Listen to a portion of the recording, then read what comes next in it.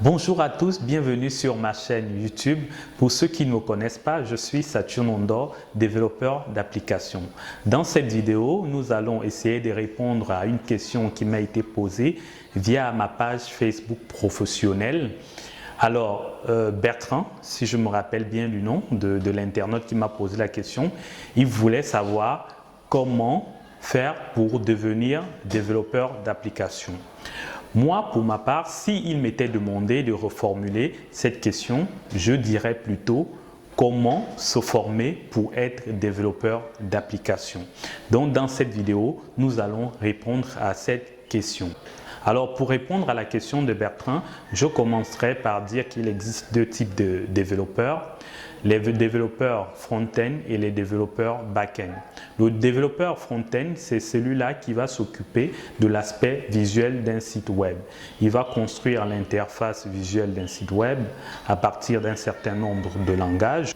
Le développeur back-end, quant à lui, il va faire en sorte que les données qui sont dans la base de données puissent s'afficher au niveau de l'interface qui a été développée par le développeur front-end. Il va également développer toute la logique de l'application. Donc là, ce sont les deux types de développeurs qu'on a. C'est à vous de voir quel est le métier que vous voulez faire, quel est le métier de développement que vous voulez faire. Soit vous pouvez être développeur front-end, soit développeur back-end. Pourquoi pas faire les deux? Une fois que vous faites votre choix, vous allez maintenant vous former pour être développeur d'application. Ici, il existe également deux façons de se former. La première façon, nous tous nous la connaissons, vous faites les études. Après votre bac, vous pouvez intégrer une école, soit faire un bac plus 2 ou faire un cursus ingénieur.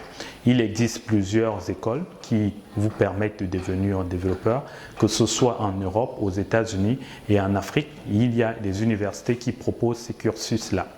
Maintenant, la deuxième manière de se former, c'est bien évidemment se former en ligne. Et il existe également plusieurs sites qui vous permettent de vous former en ligne. Vous avez par exemple Open Classroom, vous avez Udemy. En tout cas, je mettrai les liens en description pour ceux qui veulent aller visiter. Mais moi, en ce qui me concerne, j'ai suivi un cursus Bac plus 2 en développement d'applications. J'avoue qu'en ce moment-là, je n'ai pas réellement appris à développer. C'est plutôt en ligne que je me suis formé pour développer les applications aujourd'hui. Alors, pour se former en ligne, ce que je conseille souvent aux débutants, c'est de commencer à apprendre du HTML. Le HTML, c'est ce langage qui va vous permettre de structurer vos pages web avec des balises.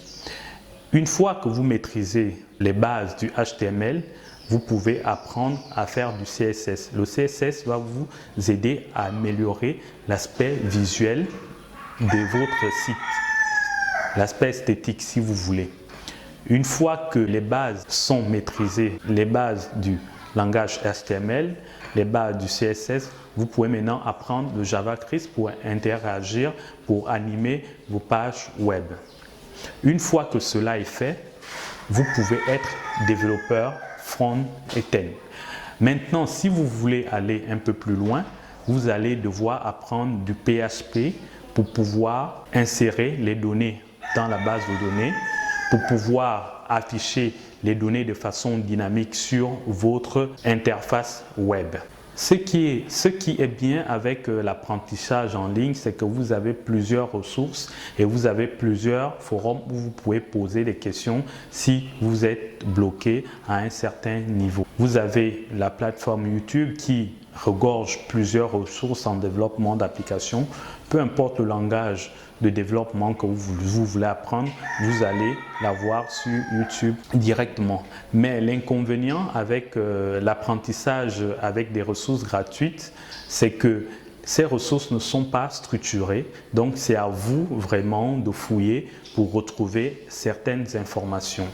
Mais si vous allez payer une formation en ligne, là, vous avez un cours qui est structuré avec un programme bien détaillé qui va vous permettre d'aller un peu plus vite. Là, ce sont les quelques conseils que je puis vous donner pour être développeur d'applications. Si vous avez encore des interrogations, vous pouvez les mettre en commentaire ou me contacter via ma page Facebook professionnelle que je mettrai également en description. Je vous remercie d'avoir regardé cette vidéo. Si vous pensez qu'elle peut aider d'autres débutants qui veulent démarrer en développement d'applications, merci de la partager. On se dit à la prochaine. Merci.